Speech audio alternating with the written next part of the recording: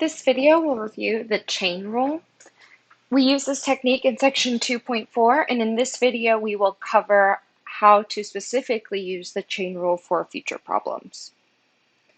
In what follows, f and g are differentiable functions with y equal to f of u, where u is a function of x, g of x.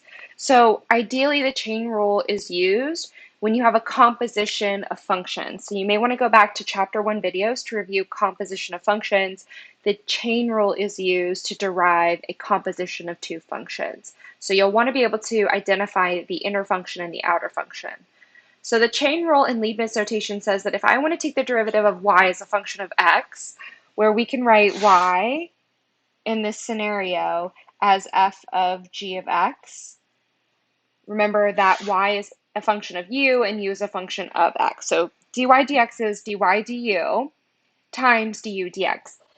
It is my opinion that the chain rule is easier to understand in the prime notation.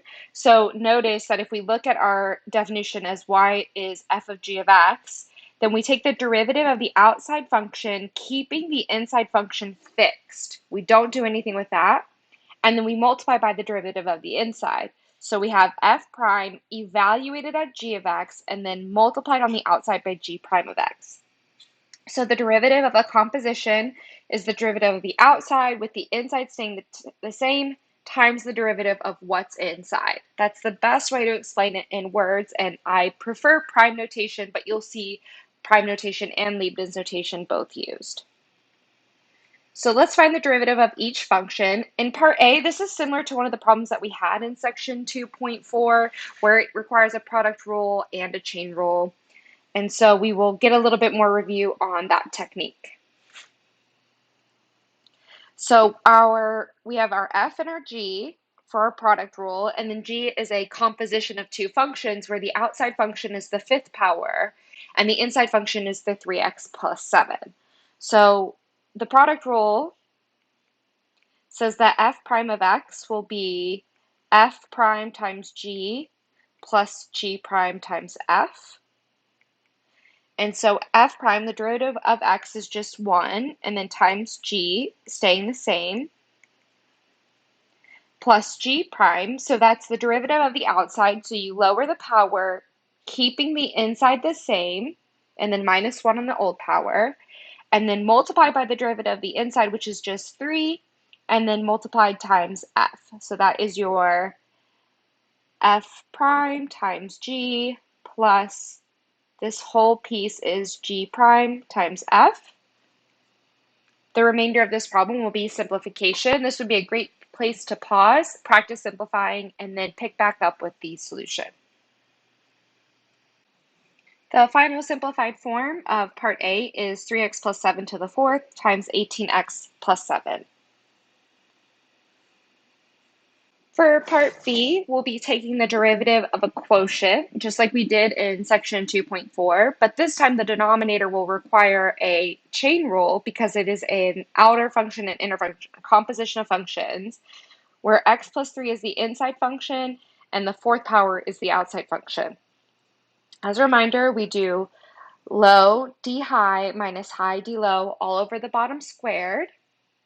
So I will identify my numerator as f, my denominator is g, and h prime of x will be low d high minus high d low all over the bottom squared, just reiterating that rule. So let's go ahead and take those derivatives. G is x plus 3 to the fourth times the derivative of the numerator, which will just be 1, minus the numerator, which is x minus 5, times the derivative of the denominator. And here's where our chain rule will come into play. We'll take the derivative of the outside, so 4 times x plus 3 to the third, times the derivative of the inside, which will just be 1 in this case. And then divide it by x plus 3 to the fourth squared. The rest of the work here will be simplification, so I would recommend pausing, practicing simplifying, and then continuing along in the video.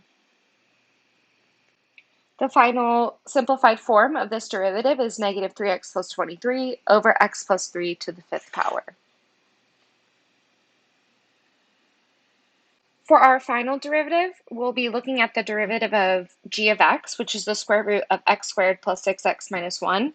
It'll be easier to see that this is a composition of functions if we write this as x squared plus 6x minus 1 to the 1/2 by rewriting the radical as its fractional exponent.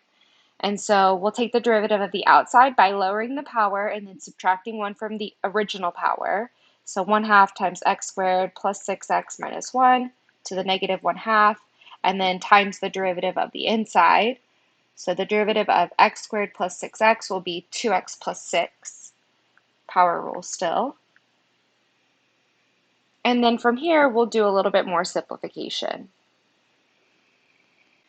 So the final simplified form is x plus 3 over the square root of x squared plus 6x minus 1.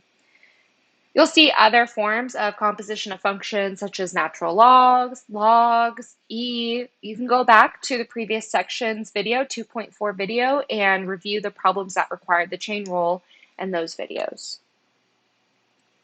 In the next video, we'll talk about applications of the second derivative and how it relates to the shape of the graph called concavity.